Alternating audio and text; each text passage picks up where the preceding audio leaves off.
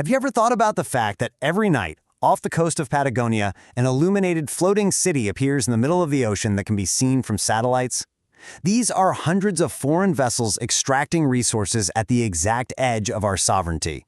What this document says completely shatters the narrative about our true territory and demonstrates the most brutal rule of geopolitics: the sea that is not controlled is lost.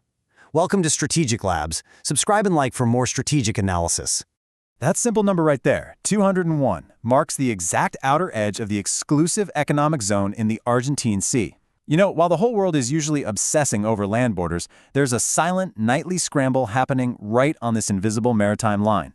Every single year, a massive concentration of foreign fishing fleets anchors exactly on this border.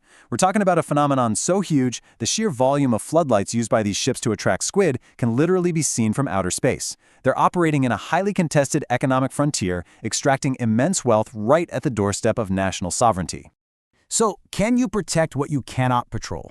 Let's dive into this, because it's the first major disruption to how we normally think about geopolitics. It really forces us into a harsh realization. A country can have one of the largest, richest maritime territories on the planet drawn up on a map, but massive territorial claims mean absolutely nothing without the operational capacity to actually police them. Think about it. If you can't constantly monitor, patrol, and enforce the rules across millions of square kilometers of water, does that sovereignty even exist in practice? This contrast brilliantly illustrates the difference between what's written on paper and the brutal reality of the ocean. On one hand, you've got nominal sovereignty. This is the legal framework backed by the UN Convention on the Law of the Sea. And sure, it looks fantastic in a diplomatic treaty.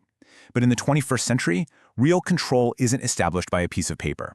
It's established by radars, continuous satellite surveillance, coast guards, and incredibly complex naval logistics. Without the actual hardware and the continuous presence to back it all up, legal rights just slowly erode in the face of constant external pressure. Which brings us to a total paradigm shift, completely moving us away from a strictly land-based mindset. Historically, the identity of this region was tied to the green Pampa, right? Agriculture, land frontiers, the soil beneath our feet. But the concept of the blue Pampa, or Pampa Azul, completely redefines the ocean itself. It stops looking at the sea as just this empty, vast expanse of water and starts treating it as a literal battleground for global survival. It's a critical economic engine, a massive scientific platform, and a truly vital strategic asset. Let's look at exactly what's at stake here, because I promise you it is so much bigger than just illegal fishing. We're looking at three massive global dimensions. First up, food security. We're talking about some of the richest fishing grounds on Earth, providing high-value proteins like squid, hake, and shrimp, in a world facing intense climate pressure. Second, offshore energy. The exploration for hydrocarbons down in the Austral and North Argentine basins is drawing major international interest right now. And third, maritime routes. These are the crucial bioceanic corridors linking South America, Africa, and the ultimate frontier, Antarctica. This ocean is quite literally a chessboard for future global survival. So the crucial point here is how foreign actors actually take advantage of this vast, hard-to-patrol space. They exploit what we call the gray zone. Fleets linked to places like China, Spain, South Korea, and Taiwan operate right on that 201-mile line. And while not all of it is strictly illegal, they absolutely thrive in this logistical blind spot. We're seeing massive amounts of IUU, that's illegal, unreported, and unregulated fishing. We see opaque transshipments out at sea, where catches are just moved between ships to launder their origins. And most tellingly, we see vessels purposely turning off their automatic identification systems, effectively going completely dark. It's a relentless nightly application of economic pressure. But we have to look even deeper. The most disruptive point of this whole analysis is this right here, the Antarctic Gateway. Because the fight over this maritime space isn't actually just about fish or oil. It's ultimately about who controls the logistical gateway to Antarctica. The South Atlantic is essentially the staging ground for the future of the white continent.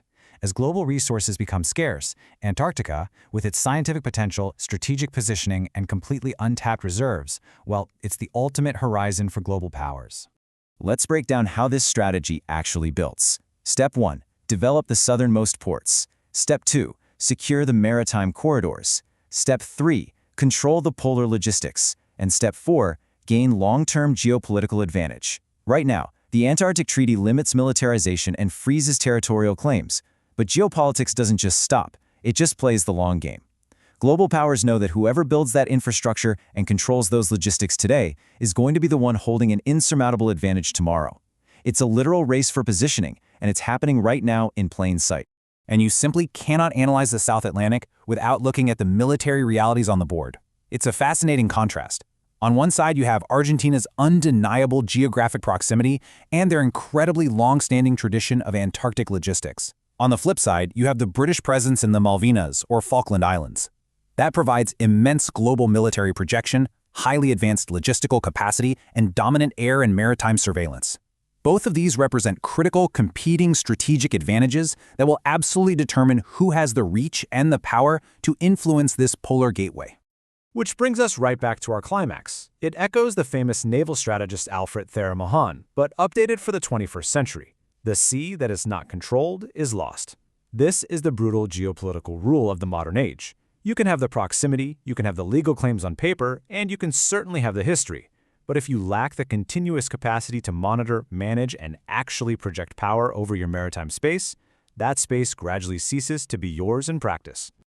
This is just the tip of the iceberg. If you want to dive deeper, look for a full explainer on the channel. See you in the next analysis.